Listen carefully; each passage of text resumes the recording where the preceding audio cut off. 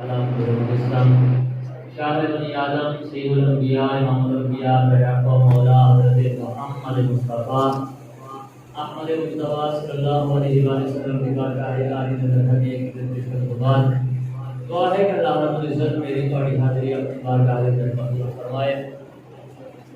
قرآن مجید قرآن حمید کی ایک آیت کریمہ تلاوت کرنا شرف حاصل کی ہے، دعا کرو کہ اللہ رب العزت صحیح مفہوم حق سچ بیان کرنے کو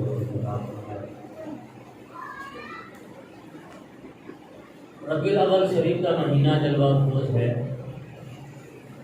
یقیناً گفتگو جو ہے وہ سرکار صلی اللہ علیہ وسلم کی ولادت و سعادت، آپ کی آمد اور آپ دے تشریف آوری کے بارے دے اندر ہے۔ دعا کرو کہ اللہ رب العزت جنہوں نے اس مہینے کے اندر محفل پاک کو سجایا، محفل پاک کو جنہوں نے سنیا، جنہوں نے اپنے گھر باروں سجایا، گلیاں دوبارہ سجایا، اللہ رب العزت انہوں نے گھروں آباد و شاد فرمائے۔ خوشی اس کو ہوتی ہے جی وال کوئی آتا ہے، سارے گھر مہمان آئے تو سانو خوشی ہوتی ہے کیونکہ پتہ ہے سارے گھر مہمان آئے ہیں، اللہ کی رحمت آئی ہے، تو جی وال کوئی آتا ہے اس کو خوشی ہے، جہدے وال کوئی نہیں آتا انہوں خوشی نہیں ہوتی۔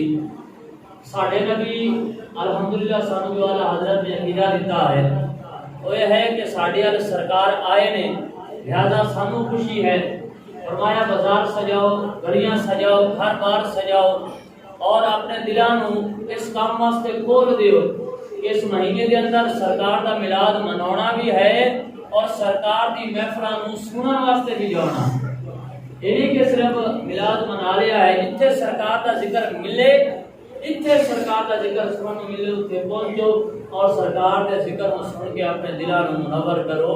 اس طرح انسان کی جس طرح کوئی چیز ہوتی ہے نا کہ سال گزر گیا ہے یا 6 مہینے گزر گئے ہیں، اگر سرکار کا ذکر سنو گے تو سرکار صلی اللہ علیہ وسلم کی محبت کی یاد کی ہے تازہ ہو رہی۔ قرآن پاک کی جو میں آیت پڑھی ہے نا، اس کے اندر اللہ رب العزت کی ثنا ہے، والاول، اللہ اول ہے، اور والآخر، کہ آخر ہے اللہ، والظاہر والباطن۔ قرآن پاک میں 4 الفاظ والاول والآخر والظاہر والباطن، یہ صفتاں ہیں ساڈے رب دی، یہ صفتاں ساڈے رب دیاں نے کہ اللہ اول ہے، اللہ آخر ہے، اللہ ظاہر ہے، اللہ باطن ہے۔ ایک کائنات نہیں سی بڑی، اللہ ادو بھی ہے سی، کچھ بھی نہیں سی، اللہ ادو ہے سی، کچھ نہیں ہوئے گا، اللہ ادو بھی موجود ہوئے گا۔ اللہ رب العزت نے فرمایا کل من علیہا فان ویبقا وجہ ربک ذو الجلال والاکرام، اے محبوب سب کچھ تباہ و برباد ہو جائے گا، ختم ہو جائے گا، اگر کچھ باقی رہے گا ویبقا وجہ ربک ذو الجلال والاکرام۔ سانو سنیا نو اتو بھی ایک بڑا سونا جی عقیدہ لبدا ہے، سانو سنیا نو بڑا سونا جی عقیدہ اس جگہ تو لبدا ہے۔ اللہ فرماندا ہے سب کچھ ختم ہو جائے گا، تہاڈا صرف رب ذل جلال باقی رہے گا۔ تے جے اسوں رب دی بارگاہ دے سوال کریے کہ مولا سب کچھ جدوں ختم ہو جائے گا پھر تیرا کام کی ہوے گا، تو کردا کی ہوے گا اس ویلے؟